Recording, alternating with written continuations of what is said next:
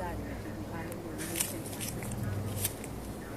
တယောက်နဲ့တယောက်နားလဲတယ်ပေါ့ခုနကတော့ငါပြောလို့ဆိုလို့ရှိရင်ဒီကလေးမလေးကသူ့အိမ်ကအရောက်ကြောင်ကိစ္စနဲ့စကားပြောနေတယ်ဦးစင်းကကြောင်ကိစ္စကိုစဉ်းစားမှုကိုအကြောင်းကိုစဉ်းစားမိတယ်ပေါ့နော်အဲ့ခါကျတော့ကိုအကြောင်းကိုကိုနားမှာကတော့ကိုဆန္ဒမပြည့်ရတာစိတ်မကြည်နေတာအခုကျတော့ကိုဘက်ကိုလည်းနားလဲအောင်ကြည့်မယ်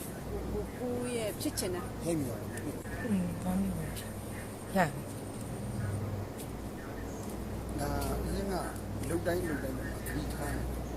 သူလုံနေတဲ့အမူအရာမှားနေတယ်ဘလောက်ပဲအရေးကြီးတာဥစဉ်က key point တာဘာမှငင်းငင်းမတန်တရားရဲ့အဆုံးအရေးချင်လို့ပြောဒီလောကထဲမှာဖြစ်နေတတ်တဲ့စိတ်ရဲ့သဘောတွေမူးနဲ့စိတ်နဲ့မဟုတ်ဒေါသနဲ့မဟုတ်ပါနဲ့ဖြစ်တတ်တဲ့ဖြစ်စဉ်တွေရှိတယ်အဲ့ပေါ်မှာဖြစ်တယ်ခုနကပြောသလိုပေါ့တူကိုတူနားလေဆိုတာခုနတတ်တဲ့စိတ်မျိုးရှိတယ်အခုလေဒေါသကြောင့်တော့မဟုတ်ဘူးဒီလိုမပြောဒီအချိန်မှာတိတ်ရေးကြီးတယ်ခဏလာတာတိတ်ရေးကြီးသူပြောခဲ့တယ်အချင်းချင်းတားတွေ့ချင်းတို့ကတော့လက်ဆောင်တယ်ဘူးမှတော့မပြီးဘူးရဟန်းဘွားမှာဆိုတော့ဒါနဲ့လေဒီကိစ္စတော့ပဲရေးကြီးဒီအချိန်မှာခဏလေးသိခံလို့ရသေးတယ်ဟောငါတော့နောက်မှပြောအောင်ဒီဘုန်းကြီးလည်းဂိမ်းဆိုင်ဖြစ်ပုံဖြစ်သွားအဲ့ဒါလေးစိတ်ဦးစင်းပေါ်လည်းဂိမ်းဆိုင်ဖြစ်တယ်အမှန်ဒီအချိန်မှာငါလည်းအားလုံးရေးကြီးနေပြီဆိုတော့ဦးစင်းနဲ့အတူနေရတာတော့ငါတို့နေရပါဘူးဟုတ်လားအဲ့လိုအခုဒီမှာနေကြတယ်ဦးစင်းကညမဆိုဆိုတော့တွေ့ရတာပထမဆုံးဝမ်းသာတယ်လို့ပြောတယ်ဒီမှာသိရတယ်ခုနကစီညာနာကတုံးတတ်ပါတယ်အပြာရောင်ဝထွက်သွားပြီဆိုဒီပြလောကကိုဦးစင်းတို့ဘုန်းကြီးတွေဟိုပါရဇိကမကြောက်လူထွက်တယ်ပြန်လာဝိုးလို့ရတော့ဒါလည်းဆရာလေးအနေနဲ့ပြည့်ပြီးသားဆရာလေးအနေနဲ့ရှင်ဦးစိတ်တာပဲပြန်ပြီးတော့ဒီဘွားရောက်လို့မရတော့ဘူးမမလို့ခြင်းလို့မှထွက်သွားတာလို့မှတရားကိုမလူချင်တာလားဖြစ်စင်အောင်ကြိုက်တယ်ကျွန်တော်ဒီထေရဝါဒဗုဒ္ဓရဲ့ဓမ္မပေါ်မှာရှင်ညာနာကတော့အများကြီးဒီလိုမျိုးဆရာကြီးရှိတယ်ဆုံးဖြတ်ချက်တွေကိုနဲ့ဒါရီယာမာစီယာပြီးတာဝိနည်းဝိသုတောင်ဖြစ်ခဲ့တယ်ဆိုတော့ပြောကြမှာဦးစင်းကတော့ဘာမှမတတ်ဘူးဒါပေမဲ့ဦးစင်းကအသက်35လောက်မှာဒီတရားလေးနဲ့ဦးစင်းလောကထဲမှာဒီတိုင်းနောက်လို့ရှင်ညာနာနဲ့တွေ့တယ်ဥက္ကုနာရဲ့တရားလေးကိုဦးစင်းနားလဲသိကြိုက်သွားတာအဲ့ဒါတက္ကသိုလ်ကြီးရှိပြီးတက္ကသိုလ်ကဘွဲရမရှိဘူးဆိုတော့မလုပ်မှလည်းဆိုစကားဦးစင်းနဲ့ရှင်ညာနာကိုပေါင်းစည်းပြလိုက်တာအတွေ့လာတဲ့အခါမှာလည်းခုနဦးစင်းမူပြချမ်းမာတော့လည်းကောဟိုတော့ရငင်းတောင်ကြီးတော့တစ်ခေါက်လားနှစ်ခေါက်လားရောက်တာမူပြချမ်းတော့ခဏခဏရောက်လို့ခုနထွန်းမင်းညွန့်လို့ခေါ်တယ်ဥဒ္ဓမပါလို့လည်းမိတ်ဆက်ပြီးတာမြန်မာနိုင်ငံမှာရှိတဲ့ခုနတဘာဝရိပ်သာဆရာတော်ဆိုလဲထွန်းမင်းညွန့်နဲ့ဦးစင်းမမိတ်ဆက်ပြီးရတာဒီလိုတဘာဝရိပ်သာဆရာတော်ဆိုတော့ဦးစင်းမအများကြီးဟိုသူ့ဒီလိုက်ပြီးတော့ကိုကားနဲ့လိုက်ပြီးဆုံးခံပြီးတယ်သူကအခုလုံးမဲ့အားလုံးကိုယ်တိုင်အကုန်လုံးဥဆောင်လုပ်ပြီးခဲ့တယ်ဟိုဒီအကုန်လုံးလုပ်ခဲ့တာဆိုတော့အခုချိန်မှာဦးစင်းနဲ့အသက်ရောက်ရင်60နာရီကိုယ့်ရဲ့မိဘအရွယ်ရှိတယ်ပုဂ္ဂိုလ်တူရိုးရဲထောင်ချသူ့ဝါဒတွေဘယ်လောက်မှရေးကြည့်တာဦးစင်းလူချင်တာသူ့ရဲ့နှလုံးသားနဲ့မြတ်တာခုနဓမ္မသစ္စာကတော့ညံ့ညင်းမတူရင်တော့ဘယ်သူမှမမြင်နိုင်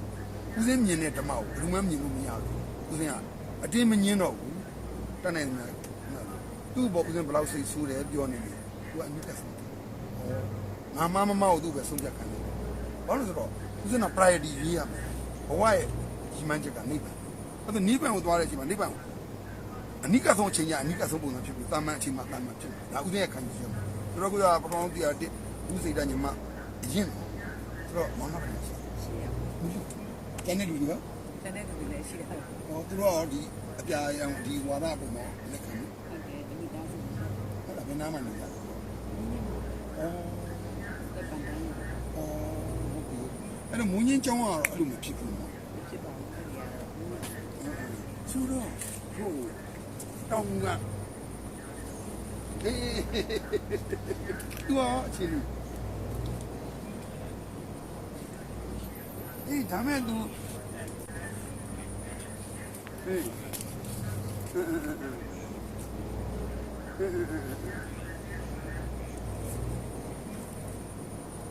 ဒီဝါရမှန်မှန်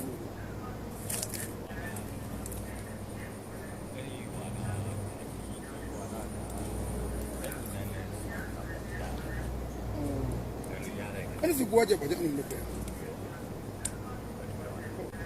ဒီတော့ပဲလုံးလို့မရ မရတော့ဘူးသာနာရတက်တာ လုံးလို့မရဘူးဆိုတော့ဒီတော့ဒီတော့သူတို့တရားပဲ ဟောအဲ့ဒါ1990က83မှာထောင်ကြတယ်လေ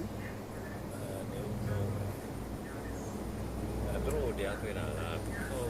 ရ80နဲ့သူတို့တရားဆွဲ ဟောသူတို့ဆိုသူ မိုင်း ဟောဝိုင်းကိုအဲ့လိုပဲသံဃာမာနိုင်ကဖွဲ့ကိုဒီချိန်လည်းမကောက်ဘူးဒီချိန်လည်းမကောက်ဘူးလုံးချိန်လည်းမကောက်ဘူးအဲဒီတော့သူတို့တောက်ရေးပြီးတော့လဲသူတို့ဒီလိုရှောက်တာစာတန်းရေးပြီးတော့လဲ အဲ့တော့ကိုကအပြအဝါဝတ်ပဲ ဟောဟုတ်ပဲရွှေမင်းတင်တော့ပါပဲအဲ့လိုမျိုးလို့ရှောက်တာသူတို့ဘယ်လိုမှအဲ့လိုတော့ကဲတာတော့ဖြစ်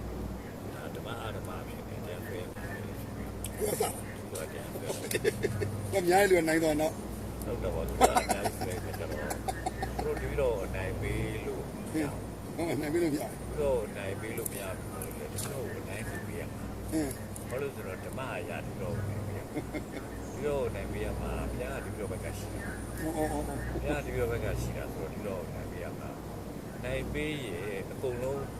ဒါသူပြရမှာအကုန်လုံးပြရမှာဆိုတာဒါရှိဘဝနောက်ဘဝဖြစ်တယ်တို့မဖြစ်ဘူးဆိုတဲ့ဟာကိုဒါမြတ်စွာဘုရားသူပြောသူပြောလို့ပြောတာဖြစ်တဲ့အတွက်သူ့နောက်ကလိုက်ကြတဲ့တန်ခါးတွေကပြောရ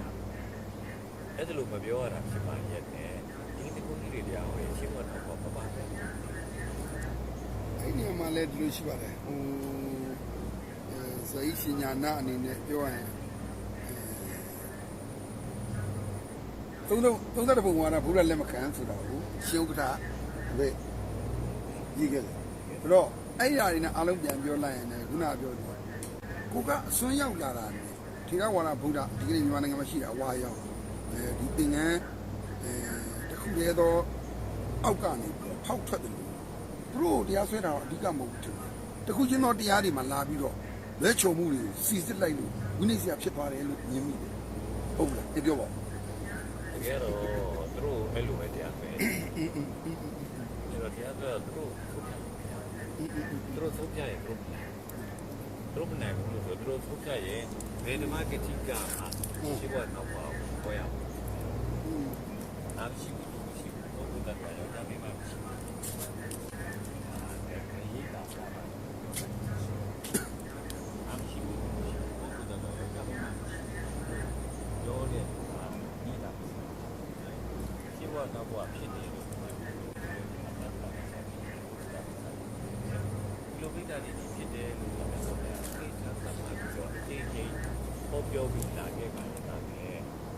ခုကတော့ဒေတာတွေကငါမရှိဘူးရှိဖို့တော့ကြာပြီငါမရှိရစီဆက်အောင်ခေါ်တယ်နောက်ပြီးတော့ဓမ္မဂတိကလည်းလည်းရှိဖို့တော့ဘွား ဒီနေ့ပဲအရင်မေးအောင်လေးဟိုဒီဖြစ်ခဲ့တဲ့ဝိနည်းဆရာတို့လည်းဖတ်မလာပါဘူးအားတဲ့နှစ်ချက်တော့ဝိနည်းဆရာအခုဒီ2017မှာဆွဲခံရတာပေါ့နော်အဲ့မတိရတဲ့ခံကြ ဟိုလေသူဘယ်နှခု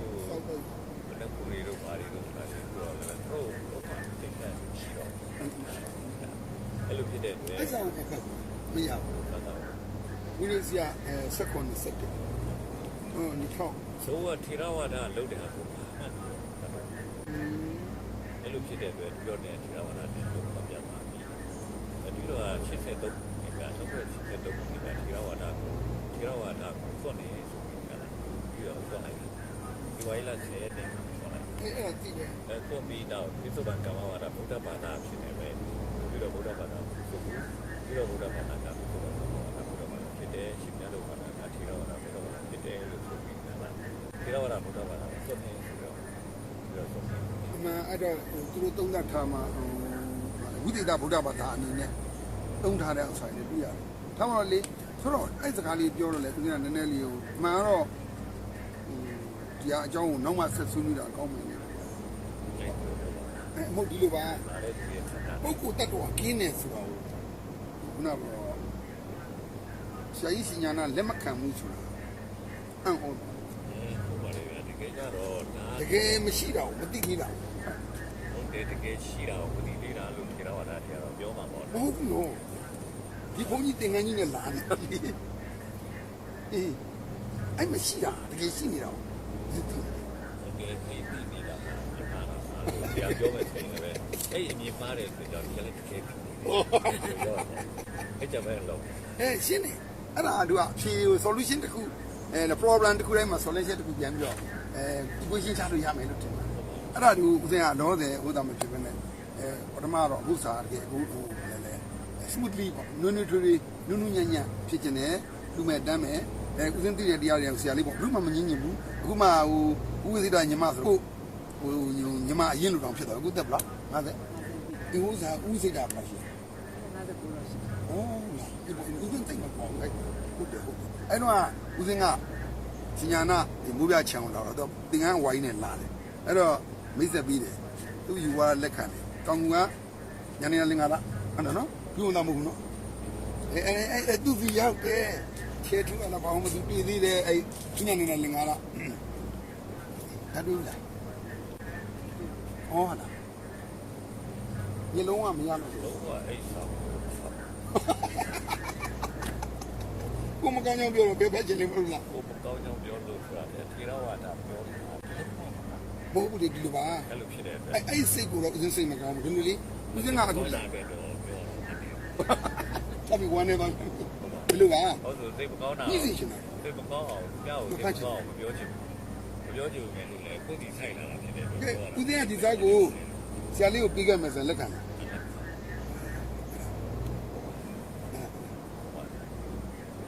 စာအုပ်ဟာတွန်းနေတာဘူးရှိတာဖြစ်တဲ့အတွက်တော့ဘုရားဘုရားကိုရှိတယ်ဒီနေ့သာနာတူရှိ ကိုမဖတ်တာနဲ့သူများမဖတ်ဘူးဆိုတာကြတော့အတ္တမ ဟုတ်ပါဘူး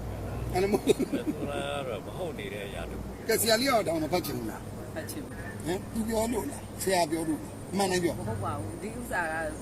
အခုဆရာတော့ပြောနေပြီဒီထက်ကပါတဲ့စာသားတွေကသူကမိစ္ဆာဒိဋ္ဌိဥတည်ပြီးတော့ပရမတ္ထစိုက်ပြောပြောထားတဲ့တရားလေးပရမတ္ထဟာလူကိုဖြစ်စီတဲ့တရားလူကိုဖြစ်စီတဲ့တရားကြီးမဟုတ်တာမှသိရတဲ့တာကိုဘာလို့ဥတည်လဲဒါဒီပရမတ်ကိုဥတည်လို့ဖွင့်ထားတဲ့အဖွင့်နေတာဘုရားဟောတဲ့တရားဘုရားကပရမတ်ကိုဟောတာမဟုတ်ဘုရားအရိယသစ္စာ၄ပါးဆိုတာရုပ်တည်နေတာလူရဲ့ကိုချင်းတရား အဲ့ဆိုရင်ဩဝါဒပฏิမတ်ကိုသိလား ဟောတာပါဒီလိုသိပါတယ် တပိသားဆိုရပြောမှာပဲဟုတ်တယ်မလား သိပါတယ်ဟောတာ အဲ့ဒါဒီနဲ့မကိုက်တော့ဘူးထင်တယ် ဩဝါဒပါတိမကဩဝါဒပါတိမဒီဟာကဩဝါဒပါတိမဖွင့်တဲ့နေရာမှာသူအဘိဓမ္မာ အခုနေတာထိုင်တာဩဝါဒပฏิမတ်နဲ့ကိုက်ရတာ ဩဝါဒပါတိမနဲ့ကြိုက်အောင်ဒါပေမဲ့ပရမတ်နဲ့တော့ကြိုက်အောင် မဦးစင်ပြောတဲ့ဥစ္စာတွေကလေဦးစင်ကတကယ်ကူနောင်ကြတော့ညင်းညင်းတယ်ဒါပြီးအေးသေးလာညင်းမယ်ကြိုက်လားသဘောကျလားဘောလို့စာတက်ပြီးသားတော့ရွယ်လဲငယ်တယ်ကိုမောင်နှမရွယ်ဆိုတော့ဒါရတော့အမှန်ကွာတားကိုချစ်လို့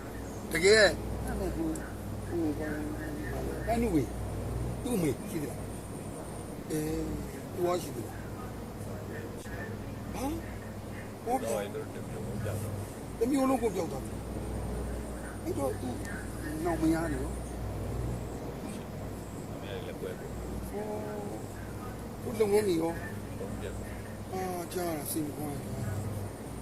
တယ်ဒီလိုဓမ္မမိတ်ဆွေတို့ကောင်းတော့ဦးဇင်းဟာစညာနာရဲ့မိုးပြချောင်သွားတဲ့အခါမှာပန်းနုဝေကတခါကြီးကိုကြီးဖွင့်တယ်နော်ကိုကြီးချူမရဆောက်ပြီးဦးဇင်းနဲ့တော်လေးရင်းနှီးပြီးတော့ Family welcome တကယ်ကိုလူဘွားတိုင်းတို့နဲ့ဒီဦးဇင်းရဲ့leather polish ပဲ leather polish လုပ်တော့ဒီဖနက်ကဆိုးပြားရင်လည်းပတ်သက်ဦးဇင်းတီထွင်တာမြန်မာသမိုင်းမှာဘူးလက်စီမပေါ်သေးဘူးတုတ်တာတွေမှုတ်တာတွေစက်တွေနဲ့အားကြီးလုပ်ခဲ့တာလူတွေဟန်းနဲ့လုပ်တာဒီကားတွေမှာ leather polish လုပ်တာဆိုတော့ကိုကြီးချူနဲ့သွားပြီးတော့ပေါင်းပြီးတော့သူစရာ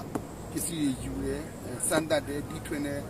အဲ့လိုလုပ်ခဲ့တာမြန်မာသမိုင်းမှာလည်းဘူးလက်စီလည်းမရှိဘူးအဲ့ leather polish ဆိုတာဦးဇင်းတီထွင်ခဲ့ဘူးပါတယ်စက်ကြီးစီးကိုလေးလာခဲ့တယ်လို့ခုနလူသုံးပုံနဲ့လည်းဦးဇင်းတီထွင်ခဲ့ပါတယ်တူလိုက်ဦးမယ်အဲ့ဒါကခုနပါဟိုပရမတ္ထ၄ပါးပေါ့လေဟိုဒီအိမ်သုံးစားနဲ့လောက်တာပါအိမ်သုံးစားရဲ့သဝတ္တရန်စိမ့်အထုံးတယ် ရက်စားပေါ့ ဟိုရက်စားပေါ့အဲ့ပေါက်ပါ ရက်စားတာဖူး ဟမ် တော့ အဲ့ပေါ်ကိုကပြီးခဲ့ပြီးတော့နားတက်ဖြစ်မှာဒီရှူစည်းလဲရှိတယ်လေ ရှင်သေးလည်းမရှိဘူး အဲ့ပေါ်စိတ်ဝင်စားမှုရှိရလား ဖြစ် အဲ့ပေါ်ခုနဆေးဆိုတာတော့ဟိုအိတ်ကြော်တဲ့စားဝင်နေကိုယ်တိုင်လည်းသုံးနေတယ် တယ်လွတ်လည်းစားဝင်လွတ်တယ်လည်းအိပ်ပေါ်နေတယ် မလို့အပ်တော့ပေါ့ဆိုတော့ဟိုဘာပဲပြောရော့ဝင်းကြီးကနိုင်ပြောလိုက်ပ တော့အခုလို့အဲ ရုပ်ခုကစိတ်ဝင်လာတယ်ရှဲတော့ကြည့်ကြည့်ဘူးလေဘုံတော်ပါစေဒီစက်တော့ကြည့်ကြည့် တကယ်တော့လေဒီလိုဗုဒ္ဓဘာသာမှာဖြစ်တော့မပြောနိုင်လေကောမာခရစ်ယာန်အစ္စလာမ်ဆိုတာရှိတယ်လေဟုတ်တယ်မလားသူလည်းဘုရားသခင်ယုံကြည်တာဒါနဲ့ယုံကြည်တာရှိအောင်မလားဟုတ်တယ်မလားအဲ့တော့သူလည်းဒီကဖန်ဆင်းခြင်းဝါတော့လက်မခံတဲ့ဝါနဲ့ဖန်ဆင်းခြင်းလက်ခံတဲ့ဝါဒီနှစ်ခုကြားထဲမှာတော့ဒီလောက်ရှိနေကိုယ်ဝါလာထဲမှာဒီလိုဖြစ်တာမစမ်းပါဘူးဒါပေမဲ့အင်းကြီးမှုအစ်ချမ်းသာမှုအစ်ဟာဦးစင်ကုနာပြောတော့တောအာပတ္တိဘောသောတာပန်ပြိတ္တကပိုးပို့ပြီးတော့များလာတယ်ပေါ့ငါကသူတယောက်တည်းနောက်ကျသူ့ရဲ့တရားတွေကကောင်းလာတာ9ယောက်ရနောက်ကျလူ60ရနောက်ကျလူ100နောက်1000ရတစ်မျိုးလုံးဖြစ်သွားတာခေါရမဗုဒ္ဓဒီကနေ့ရှင်ညာနာနှစ်ပေါင်းဘယ်လောက်ပြတ်ကြတာလဲရှင်ပြန်တောင်ကဆင်းလာခဲ့ရတာဒီပေါင်း40ဟုတ်နော်အနည်းဆုံး40အဲ40မှာအခုလူကဘယ်လောက်တိုးလာလဲကိုသုံးနေတဲ့ဝါဒကကောင်းမကောင်းဘူးဦးစင်းအမြင်ပြောတာနော်ဆိုတော့မဟုတ်ဘူးနော်ကြိုက်တယ်နော်မကြိုက်လည်းပြောမှာ ဆိုလိုတာကတော့ဒီထေရဝါဒဗုဒ္ဓသာသနာဆိုတာတော့ဗုဒ္ဓသာသနာဘုဒ္ဓတက္ကတာတာကြီးထေရဝါဒ တက်ကကြံစီရဲ့တာနာ တက်ကတာနာ ဟုတ်တယ် ဩ ကိုလိုကထေရဝါဒထဲမှာတည်နေတယ်ကိုလိုသာသနာတက္ကတာနာလို့ကိုလိုမသိ ဟိုတရားသာနာလို့မသိဘူးနှစ်ပေါင်း2500ကျော်သွားလို့လား ဟုတ်တကယ်တော့ဘုရားသူတက်ရှိတော့ဟာသူ့ကိုကြောက်လို့နဲ့လှည့်ချလို့ချီမခွဲသွားတယ်ဘုသူတိုင်ဘသူကအရေးယူပေးဖို့အတွက်ပြောတယ်လေဟုတ်နော်သူ့ကိုဆောင်ဆိုပြီးတော့ ဇေသမနာလာပြောတယ် မာနလာပြီးတော့ဆွဆွဲသူဘသူ့ကိုညီတောင်းတယ်ဘယ်တော့မှသူ အနိုင်ကျင့်ခြင်းမရှိဘူးအာကိုခြင်းမရှိဘူးသူတရားတယ်သူသွားတယ်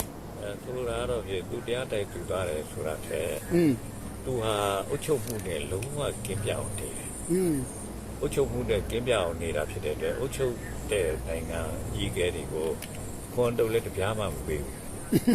ဟုတ်တော့သူတို့ရဲ့သူ့ကိုပဲနေတဲ့ဗိမိတာရာကိုသူ့သားဖြစ်တဲ့အဇာတကတတ်တယ်ဟာဒါတော့မတရားဘူးလို့သူတခေါမှမပြောဘူးဟုတ်တော့နိုင်ငံရေးထဲမှာသူတစ်ဆက်မှမပါဘူးအဲ့နိုင်ငံရေးလည်းသူ့ထဲတစ်ဆက်မှမပါဘူးအဲ့ဒါဆိုတော့ဒါဘုရားသာသနာပေါ့အဲ့ဒါခဏနေမေ့ကြည့်ကြလို့ညဇောဘုရားသာသနာပြုတော့တရောင်းဆိုင်နဲ့ပြုတာလားလမ်းဘေးကခွက်ဆွဲနဲ့ပြုတာလားသူ့နောက်ကိုလိုက်လာတဲ့ဘယင်နေ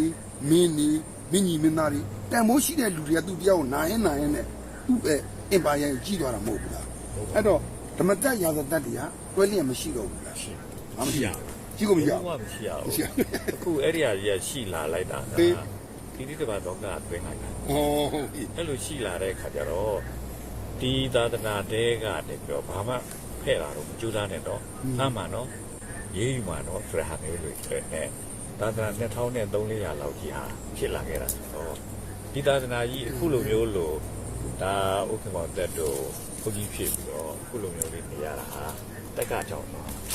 အဲ့ဒါဒီသူမင်းအာနာကြောင့်တော့အဲ့လိုတော့မဟုတ်ပါဘူးဘာလို့ဆိုလိုတာတော့ရဟိုဥစ္စာတို့ဥက္ကမောတက်တို့အက္ခဓမ္မတို့ဖြစ်လာတာမင်းဆိုရတာအကြောင်းလို့ပြောရင်လည်းစိတ်မဆိုးသလိုဟိုမောင်ညာနာလေးရဟိုမြိုင်ရွာတော်ရဲဟိုမြိုင်နေတဲ့တော်ရဲတောင်ထဲနေပြီးတော့ရှင်ညာနာဖြစ်တာလေအဲ့ကျေးဇူးတော်ရှိအောင်မှတင်ပါတယ်ဟိုနောက်ဆုံးအကြီးတန်းအထိရောက်ခဲ့အောင်မှန်တော့အဲ့ကျေးဇူးမပါဘူးလားရှင်ညာနာတို့လည်းပဲဒီသာသနာတော်ထဲမှာမာကြီးမာခဲ့တာဟိုတဲ့အထီရတော့မာခဲ့တာဆိုလိုတာကတော့သူအုပ်ချုပ်သူတွေကနေပြီးတော့သူတို့ကြိုးကင်နေတာပဲ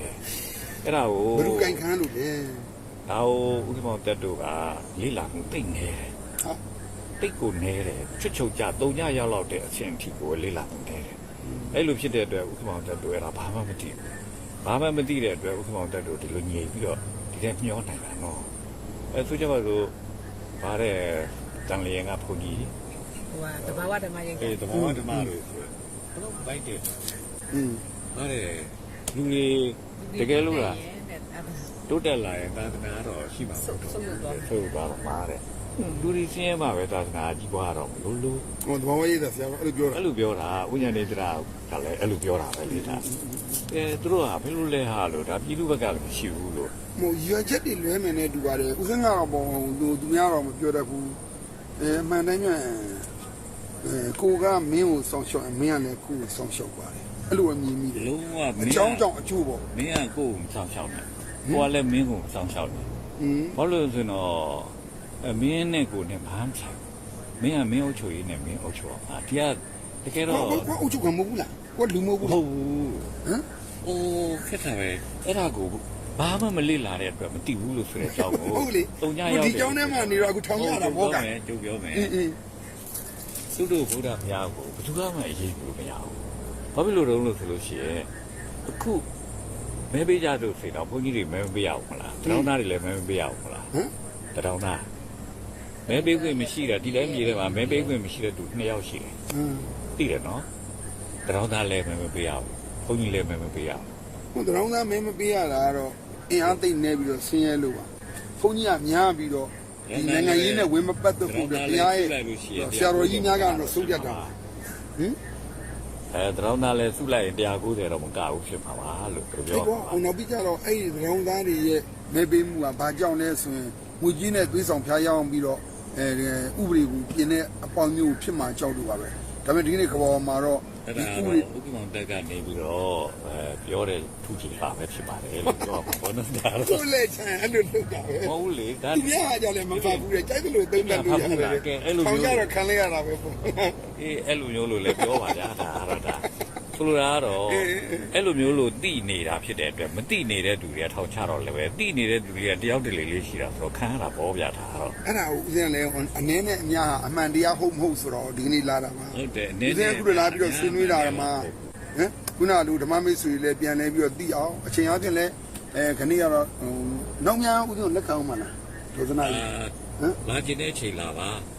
ါလာပြီမဲ့ဘာဖြစ်တယ်လဲလို့ဆိုတော့တရားကိုလုံးဝလက်မခံဘူးလို့ဆိုတော့တရားတော့မဆွေးနွေးပဲနဲ့တခြားဒီကိုမိတ်ဆွေတွေငါဖြစ်နေဟုတ်နော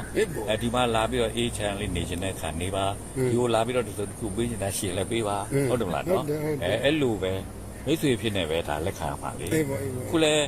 ဥက္ကမောင်တက်ဆိုတဲ့ထေရဝါဒဗုဒ္ဓဝါဒဘုန်းကြီးကိုလက်ခံတာမိတ်ဆွေဖြစ်နေလက်ခံတာပဲဘုန်းကြီးဖြစ်နေလက်ခံတာမဟုတ်ဘူးနော်ဟုတ်လို့ဆိုတော့ဒီတော့ဘုန်းကြီးဆိုတာတွေကိုဘုန်းကြီးဆိုတာဗုဒ္ဓဘာသာကိုမဟုတ်ဘူးလို့ဒီတော့သိပါပြီဗျာဥက္ကမောင်တက်တို့ကစာလည်းမတတ်ပေလည်းမတတ်ဘုန်းကြီးစာမတတ်တာပြောနော်မတတ်တော့ဥက္ကမောင်တက်တို့မသိဘူးဥက္ကမောင်တက်တာမသိတာမဟုတ်ဒီတော့ဗမာပြည်မှာပကံခေကလေးကဘုန်းကြီးပေါင်းဟာကလေးကြီးပြီးရှိလောက်တယ်ဘာမှ မတတ်ဘူးရှင်ညာနာကြမတတ်တာဝိရကြီးဖြစ်သွားမှာ ဟုတ်တယ်ဝိရကြီးမဖြစ်ခင်ကလေးကတော့တတ်တာပေါ့နော်ဒါဆိုလိုတာကတော့ဖြင့် အောင်ကြီးရှင်ပါပြပါဦး ဆိုလိုတာကတော့တေရောမနေနဲ့ဟုတ်တယ်တေရောချင်းတော့တေရောပါအဲ့တေရောတာဒီတော့နေချိုင် ဟုတ်ကဲ့အဲ့လိုပိုင်းခြားတင်ပြီးရော ဟုတ်တယ် မဟုတ်တေရောတယ်ဆိုတာတဲ့ဟိုတေရောတယ်လို့ခံယူတာကနည်းနည်းလေးကြံနေသေးတယ် ဟုတ်ပါတယ်ပြောင်းလောင်းတာမဟုတ်ဘူးဆိုရင်တော့လေတေရောတယ်လို့တော့ပြောလို့မဖြစ်ဘူးပေါ့နော်ဟုတ်ပါတယ်ရေသွမ်းသွေးပြီးမပြောပါနဲ့ဟုတ်ပါဘူးဘာလို့အတီးပေါက်စကားပြောနေကြတာဆိုရေသွမ်းသွေးပြီးပြောနေဖို့မဟုတ်ပါဘူးပြောတယ်နော်ဟာနဲ့ပြောပါနဲ့ဆိုတော့လေအဲ့လိုပြောတဲ့ဆိုရင်တော့လေဒါတေရောတာပဲမဟုတ်လား ဒါပါအဲ့လိုမဟုတ်ပါဘူးဒါဟိုနှွေးထွေးမှုရဲ့နောက်ပြီးတော့မတူညီတဲ့အတဲမှာမငင်းတော့ဘူးဆိုရင်ရည်နေတာအကောင်းဆုံးပါပဲအမှန်တရားဆိုတော့သူကငါအဲ့ဆောင်ကိုလက်မခံဘူးဦးစင်းကတော့ရှင်းတယ်ပြီးတဲ့ဆောင်တွေရင်တော့လိုက်လဲဝယ်တယ်ကိုယ်တိုင်လက်လိုက်ပြန်တယ်ဟုတ်တယ်နော်မှတ်မိတယ်နော်မသိတာကြီးဆိုတော့လေဘယ်ဟာမှားတယ်ဘယ်ဟာမှန်တယ်လို့မသိတော့လေလိုက်ဖြန့်မှာပေါ့နော်လိုက်လဲဝယ်မှာပေါ့နော်အယူဆွဲကြီးမှဆိုလို့ပါဟုတ်ပါပါအဲ့လိုပဲထင်ပြီးတော့ပဲလောက်ကြကိုတိမှမသိတာကြီးဆိုကြပါစို့တင်းနေပေါင်း3ဖြစ်တယ်လို့ဆိုတဲ့ဟာနေပြီးတော့လွဲတာမရှိဘူးဟုတ်လို့နော်တင်းနေပေါင်း3ဆိုတာကတော့ဘယ်သူမှမလွဲဘူးနော်ဘယ်သူမှမလွဲတာတကယ်ကိုမှန်းနေလို့မလွဲတာနော်အဲ့လိုမှန်းနေလို့မလွဲတာလို့ဒါသိနေကြမဟုတ်ဘူးဟုတ်လားအဲ့လိုမျိုးလို့သိတာဆိုရင်ကတော့ဘာကြီးကြာလဲရှိတယ်ဒါတင်းနေပေါင်း3ဖြစ်တယ်လို့ပြောလို့ရှိရင်ပြောကြမရှိပါဘူးဗျာနော်ဟုတ်တာပေါ့တင်းနေပေါင်း3ဖြစ်ပါတယ်လို့ပဲပြောမှာမဟုတ်လားအဲ့လိုပါဗျာဆိုလိုတာတော့ဥက္ကပေါင်းတဲ့ဒါဥက္ကပေါင်းတဲ့ဟာအချိန်ကလည်းပဲမိတ်ဆွေဖြစ်တာဖြစ်တဲ့အတွက်မိတ်ဆွေဖြစ်တဲ့ကျတော့လက်ခံပါတယ်ဗျာနော်တကယ်တော့ဥက္ကပေါင်းတဲ့ကိုထေရဝါဒဘုန်းကြီးတပါးလုံနေတော့လေထေရဝါဒဘုန်းကြီးတို့တော့အသိမှပြောရတာပေါ့နော်ထေရဝါဒဘုရားရဲ့တပည့်မဟုတ်ပါဘူးဗျာဒီလိုရဲ့ဟုတ်တယ်လက်ခံမယ်လေလက်ခံပါတယ်အခုလက်ခံနေရတာပဲမဟုတ်လားအဲ့ဒါပြောတာပေါ့ဆိုလိုတာကတော့စကလုံးတိုင်းမှာဦးစင်းကတော့အစွဲနဲ့မကင်းတဲ့အားတွေကိုတွေ့နေတဲ့အခါမှာဥပဒံကြောင့်ပြောလာတဲ့စကားတွေပေါ်မှာကျေးဇူးလက်တင်ပါတယ်